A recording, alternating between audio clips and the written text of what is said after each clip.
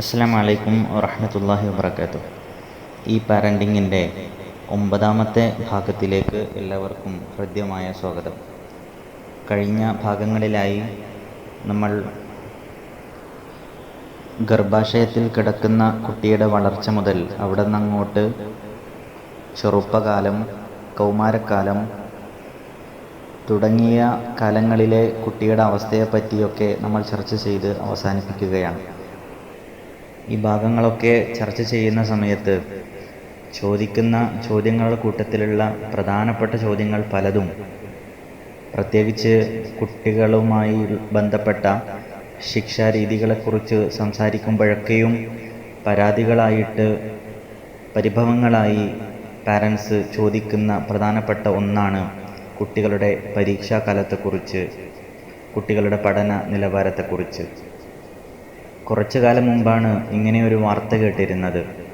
ഒരു സ്കൂളിൽ പഠിക്കുന്ന, ഒരു ക്ലാസ്സിൽ പഠിക്കുന്ന 4 പേർ, അവർ 4 പേരും ഒരിക്കൽ കൃത്യമായ ആസൂത്രണം നടത്തുകയാണ്.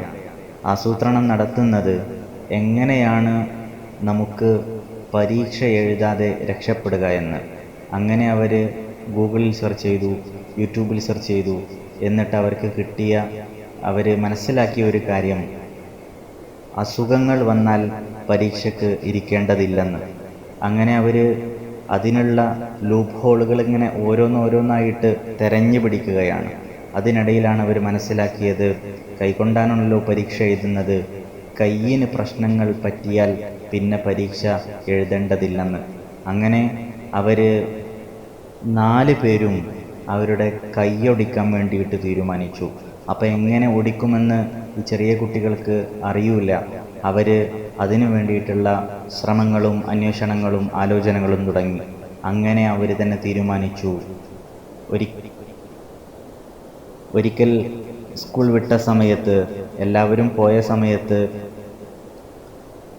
അവർ 4 പേരും ചേർന്നിട്ട് ഓരോരുത്തരായിട്ട് 2 ഡെസ്കിൻ്റെ ഇടയിൽ കൈവച്ചുകൊണ്ട് രണ്ടും കൂട്ടിയിടിപ്പിച്ച് ഓരോരുത്തരുടെ പല ഭാഗങ്ങളിലുള്ള കൈകൾ പൊട്ടിയെന്ന് ഉറപ്പുവരുത്തിയപ്പോൾ സക്സസ്, പൊട്ടിയിട്ടുണ്ട് എന്ന് സന്തോഷത്തോടു കൂടിയിട്ട് അവർ വീട്ടിലോട്ട് പോയി. പിന്നെ അവർ സ്വാഭാവികമായിട്ട് വേദന വന്നു, ഡോക്ടറെ കാണിക്കേണ്ടി വന്നു. വീട്ടിലും ഡോക്ടറുടെ അടുത്തും പല കാരണങ്ങളാണ് നിരത്തിയത്. അവസാനം സ്കൂളിലേക്ക് വന്ന സമയത്ത് ടീച്ചേഴ്സ് ചോദിച്ച സമയത്തും പലരും വ്യത്യസ്ത കാരണങ്ങൾ ബോധപൂർവം തന്നെ പറഞ്ഞു. പക്ഷേ എന്നാലും ടീച്ചേഴ്സിന് അത്ഭുതമായി, അധ്യാപകർക്ക് സംശയം തോന്നി.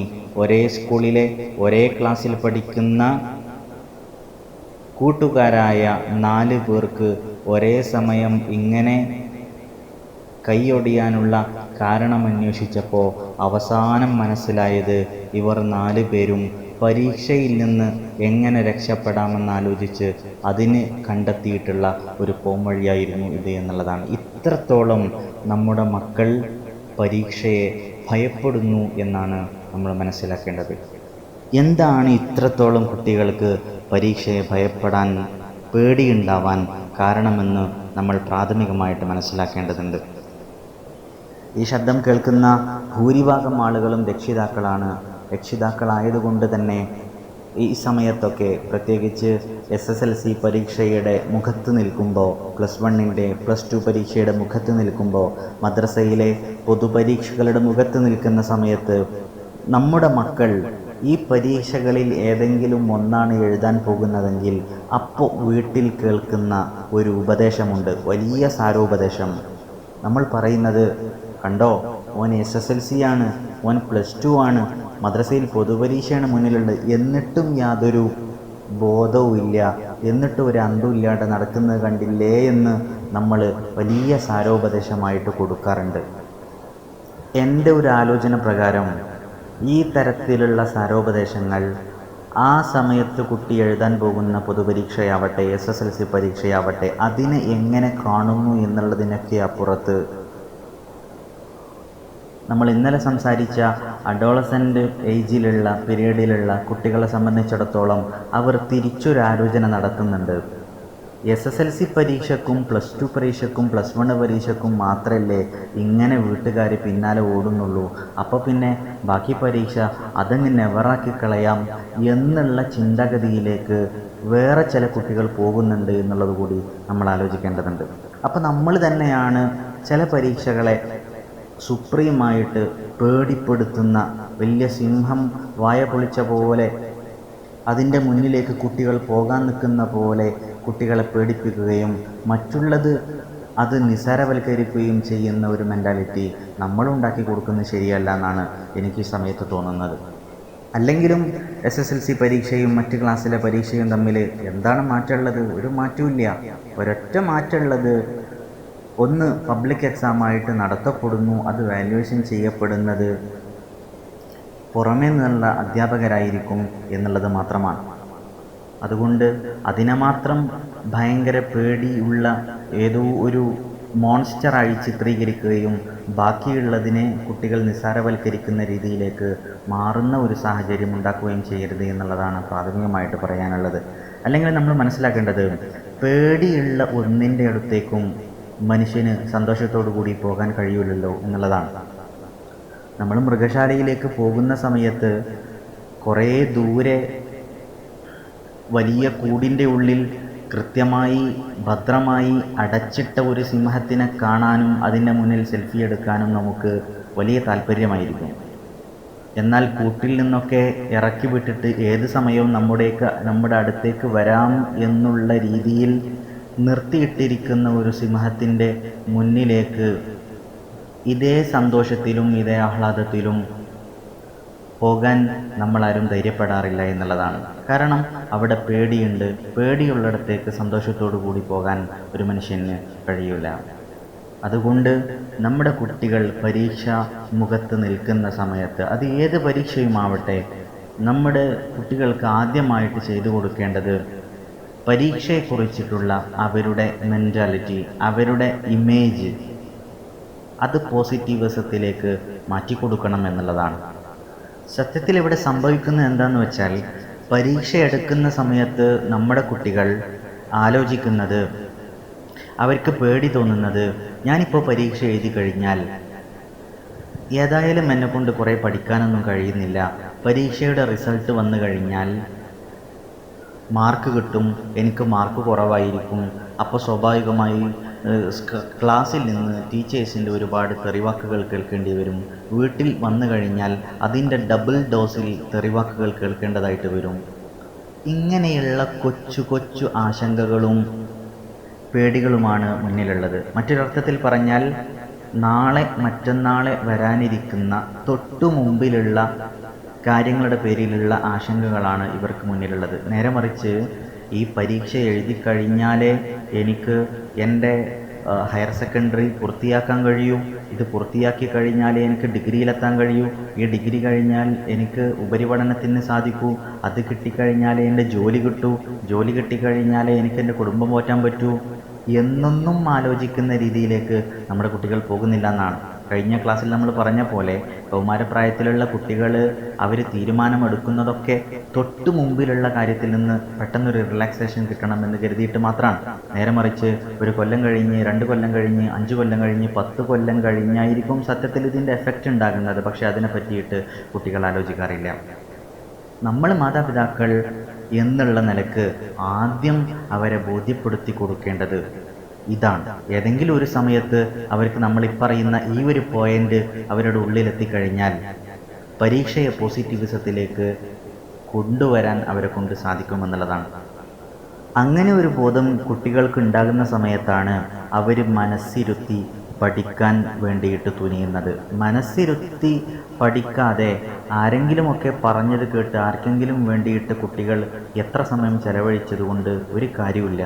ഇന്നത്തെ ഒരു പുതിയൊരു ട്രെൻഡാണ്, കുട്ടികൾ SSLC പരീക്ഷ ആയി എന്ന് കണ്ടാൽ അവൻ പഠിക്കുന്ന കുട്ടിയാണോ, അവൻ പഠന നിലവാരത്തിൽ മുന്നാക്കം നിൽക്കുന്ന കുട്ടിയാണോ പിന്നാക്കം നിൽക്കുന്ന കുട്ടിയാണോ എന്നൊന്നും നോട്ടില്ല, നേരെ ട്യൂഷൻ സെൻറ്ററിലേക്ക് പറഞ്ഞയക്കുക. ട്യൂഷൻ സെൻറ്ററിലേക്ക് പറഞ്ഞയക്കുന്നതിന് തെറ്റാണ് എന്നൊന്നുമല്ല ഞാൻ ഈ സമയത്ത് പറയുന്നത്. പക്ഷേ പറഞ്ഞയക്കുക എന്നല്ല, ആട്ടിപ്പറഞ്ഞയക്കുന്ന ഒരു ട്രെൻഡ് ഈ അടുത്ത കാലത്തായിട്ട് നന്നായിട്ട് കാണാറുണ്ട്. ഞാനങ്ങനെ ആട്ടിപ്പറഞ്ഞേക്കുക എന്ന് പറയാൻ കാരണം കുട്ടിക്ക് യാതൊരു താല്പര്യവുമില്ല. നേരെ മറിച്ച് അവിടെ കുട്ടിക്ക് വരുന്നത് ഭയങ്കരമായ മുഷിപ്പാണ്. രാവിലെ കൃത്യമായി ബ്രേക്ക്ഫാസ്റ്റ് പോലും കഴിക്കാൻ കഴിയാതെ രാവിലെ എണീറ്റ് ഉടനെ തന്നെ പോകാനുള്ള ഒരുക്കവും തത്രപ്പാടുമായി ആകെ ധൃതി പിടിച്ച് ട്യൂഷൻ സെൻറ്ററിലേക്ക് പോകുന്നു. അത് കഴിഞ്ഞ ഉടനെ തന്നെ സ്കൂളിലോട്ട് പോകുന്നു. അവിടെ സ്പെഷ്യൽ ക്ലാസ് ഉണ്ടാകുന്നു.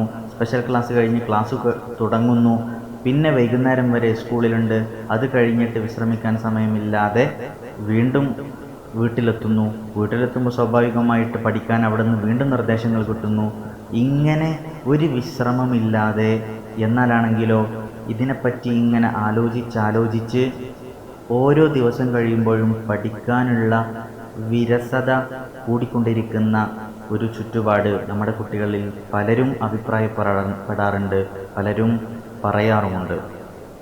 ഇങ്ങനെയുള്ളൊരു ചിന്താഗതിയിലാണ് പലപ്പോഴും കുട്ടികൾക്ക് തോന്നുന്നത്, എൻ്റെ ഉമ്മാക്ക് എൻ്റെ ഉപ്പാക്ക് എന്നെക്കാൾ കൂടുതൽ എൻ്റെ പ്രോഗ്രസ് കാർഡിൽ കിട്ടുന്ന മാർക്കാണ്, ഗ്രേഡാണ് എന്ന് തോന്നി തുടങ്ങിയാൽ അവിടെ പിഴച്ചത് കുട്ടിക്കല്ല നമുക്കാണ് എന്ന് നമ്മൾ മനസ്സിലാക്കേണ്ടതുണ്ട്.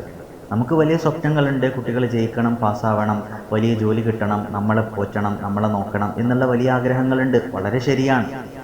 പക്ഷേ കഴിഞ്ഞ ക്ലാസ്സുകൾ വരെ ഈ 8 ക്ലാസ്സുകളിലായി നമ്മൾ പറഞ്ഞിട്ടുള്ള കുട്ടിയുടെ മെൻറ്റാലിറ്റിയും കുട്ടിയുടെ പ്രായവും ആ പ്രായത്തിലുള്ള കുട്ടിയുടെ സവിശേഷതകളും നീഡ്സ് ആൻഡ് സാറ്റിസ്ഫാക്ഷനും ഇതൊക്കെ കൃത്യമായി മനസ്സിലാക്കിയിട്ട് വേണം കുട്ടികളെ പഠനത്തിന് വേണ്ടിയിട്ട് മോട്ടിവേറ്റ് ചെയ്യാൻ എന്ന് നമ്മൾ മനസ്സിലാക്കേണ്ടതുണ്ട്.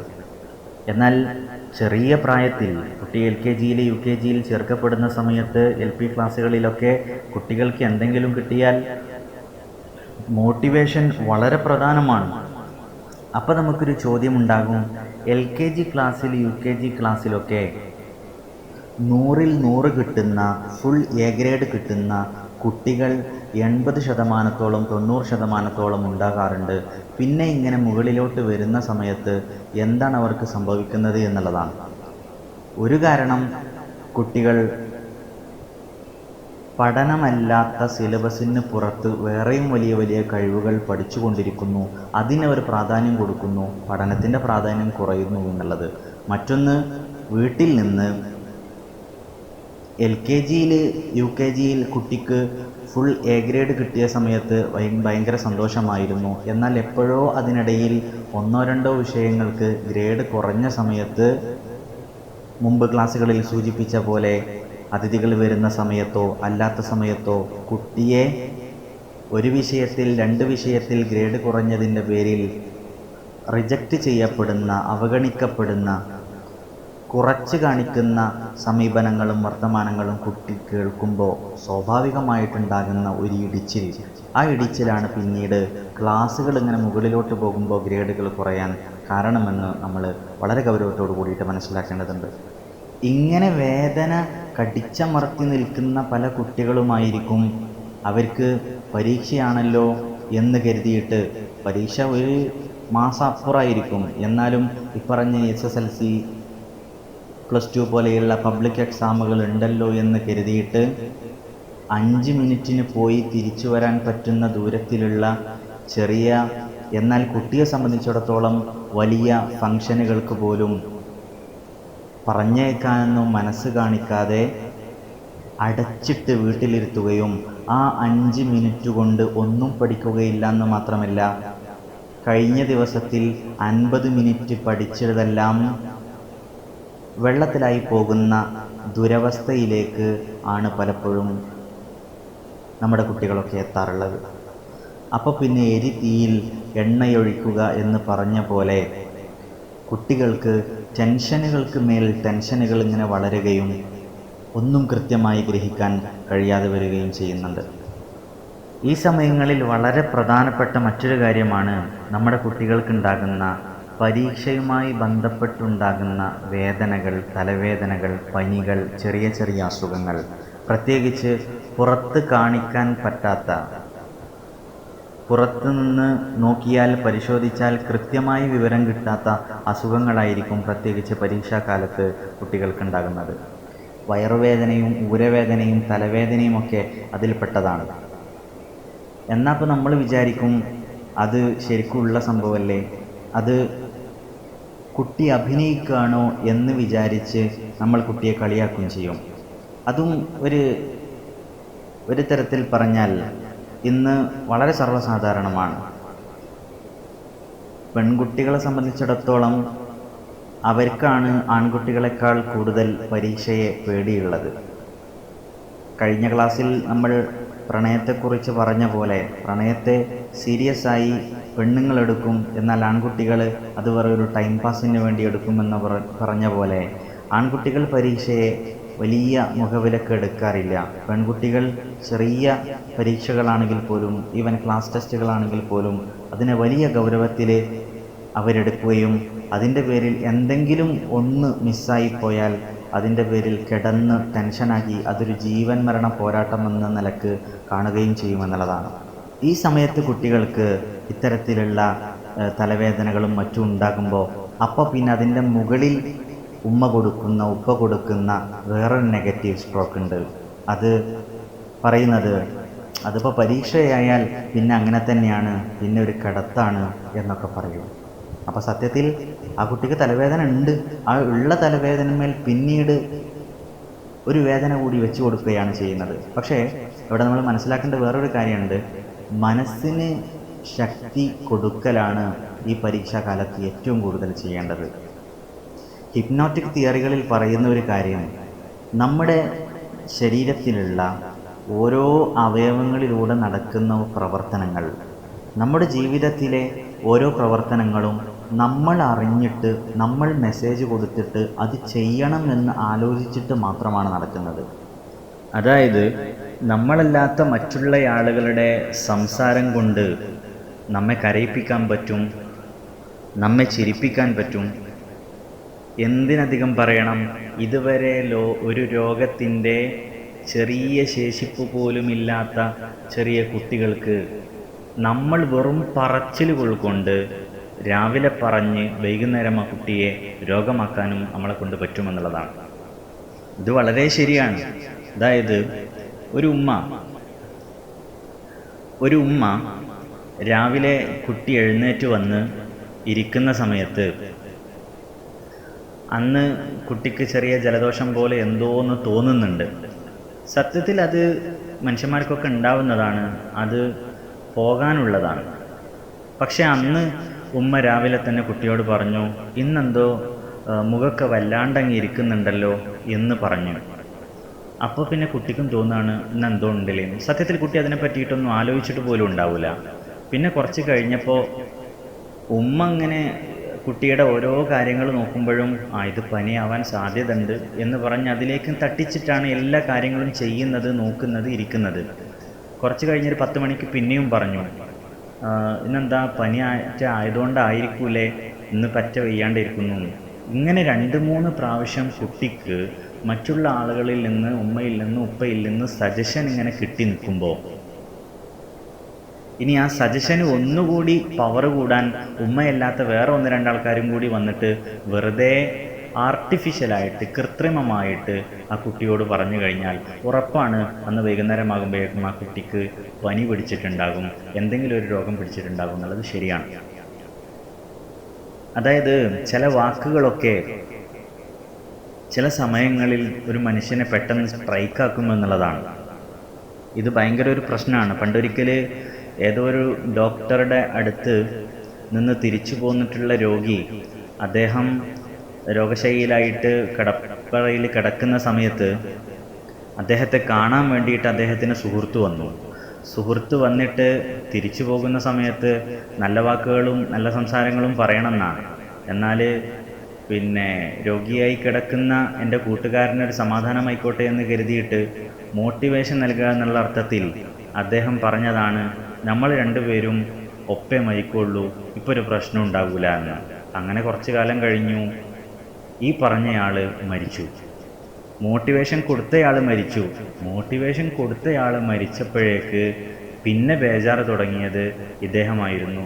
കുറച്ചു കാലം കഴിഞ്ഞപ്പോൾ അദ്ദേഹം മരിച്ചു. അദ്ദേഹത്തിന് പടച്ചവൻ കരുതി വെച്ചിട്ടുള്ള സമയം അതുതന്നെയായിരിക്കും. പക്ഷേ മനസ്സ് എന്ന് പറയുന്നത് ചില വാക്കുകളിൽ ഭയങ്കരമായ രീതിയിൽ പറ്റിപ്പിടിച്ചിട്ടുണ്ടാകും. വാക്കുകൾക്ക് നമ്മുടെ മനസ്സിനെ കീഴ്പ്പെടുത്താൻ വലിയ കഴിവുണ്ട് എന്ന് നമ്മൾ മനസ്സിലാക്കേണ്ടതുണ്ട്. ഈ പരീക്ഷയുടെ സമയത്ത് കുട്ടികൾക്കുണ്ടാകുന്ന ഇത്തരത്തിലുള്ള അസുഖങ്ങൾ അത് സ്വാഭാവികമാണ്. അത് ഉണ്ടാവാനുള്ള കാരണം എന്താണെന്ന് വെച്ചാൽ സൈക്കോളജിയിൽ തന്നെ പറയുന്നുണ്ട്, ഇത്തരത്തിലുള്ള അസുഖങ്ങൾ ഉണ്ടാകുന്നത് ആരും നമ്മെ ശ്രദ്ധിക്കുന്നില്ല എന്നുള്ള ഒരു ചിന്ത ഉണ്ടാവുകയും നമ്മളല്ലാത്ത വേറെ പല കാര്യങ്ങളിലേക്കുമാണ് നമ്മൾ സ്നേഹം അർഹിക്കുന്ന ആളുകളുടെ ചിന്തകൾ പോകുന്നത്, പരിഗണന പോകുന്നത് എന്നുള്ള സാഹചര്യങ്ങളിലാണ് പലപ്പോഴും രോഗങ്ങൾ ഉണ്ടാകുന്നത്. ഉദാഹരണത്തിന് നമ്മുടെ വീട്ടിലുള്ള വൃദ്ധന്മാരെ കാണാറുണ്ട്. ഒറ്റയ്ക്കിരിക്കുന്ന, പണിയൊന്നും ഇല്ലാതെ ഇരിക്കുന്ന ആളുകൾ. അവർക്കാണ് പലപ്പോഴും വേദനകൾ കൂടാറുള്ളത്. നമ്മുടെ വയസ്സായ ഉമ്മാമ്മമാർക്കൊക്കെ ഇടയ്ക്കിടയ്ക്ക് അവിടെയും ഇവിടെയും വേദന ഉണ്ടാകും. അത് വേദന ഉണ്ടാവാനുള്ള കാരണം എന്ന് പറയുന്നത്, വൃദ്ധന്മാരെ സംബന്ധിച്ചിടത്തോളം അവർക്ക് എപ്പോഴും സംസാരിക്കാൻ ആളെ കിട്ടണം, അല്ലെങ്കിൽ അവർ പറയുന്നത് കേൾക്കാൻ ആളെ കിട്ടണം, അവരുടെ അടുക്കൽ എപ്പോഴും ആളുകൾ വേണം എന്നുള്ള ഒരു മെൻറ്റാലിറ്റിയാണ് അവർക്കുള്ളത്. പക്ഷേ പലപ്പോഴും ഇത് കിട്ടാതിരിക്കുമ്പോൾ ഏതെങ്കിലും ഒരു രാവിലെ മാത്രം, രാത്രി മാത്രമാണ് അവരുടെ അടുത്തേക്ക് കഞ്ഞിയും വെള്ളവുമായിട്ട് ആളുകൾ വരുന്നത് എങ്കിൽ അവരുടെ മനസ്സ് പ്രതികരിക്കുകയാണ്, നിങ്ങളൊന്ന് വയ്യാതെ കിടന്നാൽ മതി, അവിടെയും ഇവിടെയും വേദന ഉണ്ടായാൽ മതി, വേദന ഉണ്ടായിക്കഴിഞ്ഞാൽ സ്വാഭാവികമായിട്ട് രോഗമാണെന്ന് വരും. അപ്പോൾ പിന്നെ ഉമ്മാമ്മക്ക് രോഗമാണ് എന്ന് പറഞ്ഞു വന്നു കഴിഞ്ഞാൽ നിങ്ങളെ കാണാൻ വേണ്ടിയിട്ട് ആളുകൾ വരും. അപ്പോൾ പിന്നെ ഇങ്ങനെ ഒരു 4-5 ആളുകൾ വന്നു കഴിഞ്ഞാൽ ആ രോഗം പെട്ടെന്ന് സുഖമാവുകയും ചെയ്യും. ഇത്തരത്തിലാണ് പരീക്ഷയുടെ സമയത്ത് എന്നെക്കാൾ കൂടുതൽ എൻ്റെ ഉമ്മാക്കും ഉപ്പാക്കും ഇഷ്ടം എൻ്റെ ഗ്രേഡുകളാണ്, മാർക്കുകളാണെന്ന് തോന്നിപ്പോയാൽ സ്വന്തത്തിൽ ഇഷ്ടം ഉണ്ടാക്കി കഴിയാൻ, എന്നെ പരിഗണിക്കാൻ ഇതൊക്കെ തന്നെയാണ് വഴി എന്ന് കണ്ട് കുട്ടിയുടെ മനസ്സ് കുട്ടിക്ക് കൊടുക്കുന്ന മെസ്സേജാണ്, ബോഡിക്ക് കൊടുക്കുന്ന മെസ്സേജാണ്, ഒന്ന് പനിക്കണം, ഒന്ന് വേദന ഉണ്ടാകണം. അങ്ങനെ വേദന ഉണ്ടാകുമ്പോൾ ഉമ്മ പാരസിറ്റാമോളുമായിട്ട് വരും, വിക്സുമായിട്ട് വരും. അപ്പോൾ പിന്നെ ഒരു അടുപ്പം കിട്ടും, അപ്പോൾ ഒരു സമാധാനം ഉണ്ടാകും. അത് കുറച്ച് കഴിഞ്ഞാൽ മാറും ചെയ്യും. അത്രയേ ഉള്ളൂ.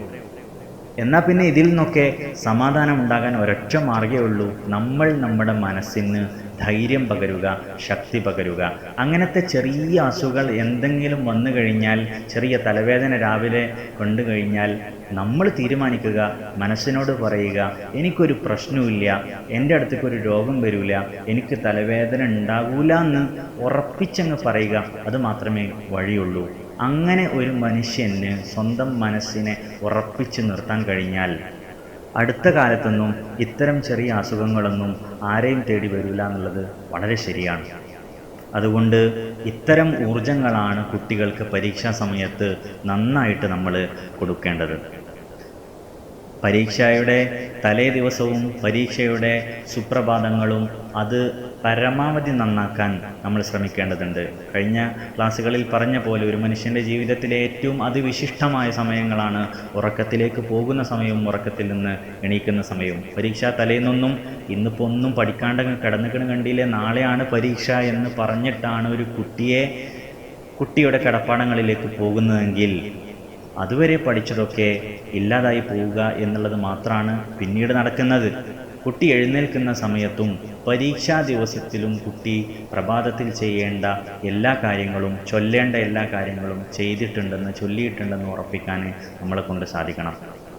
ഓരോ ദിവസവും പഠിക്കുന്ന പാഠങ്ങൾ അന്ന് തന്നെ നോട്ട് ചെയ്തു വെച്ച് ഇത് പരീക്ഷയ്ക്ക് ഉപയോഗിക്കാനുള്ള നോട്ടാണെന്ന് കരുതിക്കൂട്ടി മനസ്സുറച്ച് വെച്ച് കഴിഞ്ഞാൽ പരീക്ഷ എഴുതാൻ നിൽക്കുന്ന സമയത്ത് അതിലെഴുതിയിട്ടുള്ള നമ്മളുടെ സ്വന്തം കൈപ്പടയിലുള്ള രേഖകൾ മനസ്സിലേക്ക് പരീക്ഷാ സമയത്ത് കടന്നെത്തുന്നതാണ്. മനസ്സിൻ്റെ ഭാഷ എന്ന് പറയുന്നത് ഇമേജുകളാണ്. ചിലപ്പോൾ ക്ലാസ്സിൽ നിന്ന് ടീച്ചർ പറഞ്ഞത് ഓർമ്മ വന്നില്ലെങ്കിലും നമ്മൾ എഴുതിയിട്ടുള്ള ഇമേജുകൾ, നമ്മളുടെ നോട്ട് പുസ്തകത്തിൽ ഏത് ഭാഗത്താണ് എഴുതി എന്നുള്ള ഓർമ്മകൾ മനസ്സിലേക്ക് പെട്ടെന്ന് എത്തുമെന്നുള്ളതാണ്.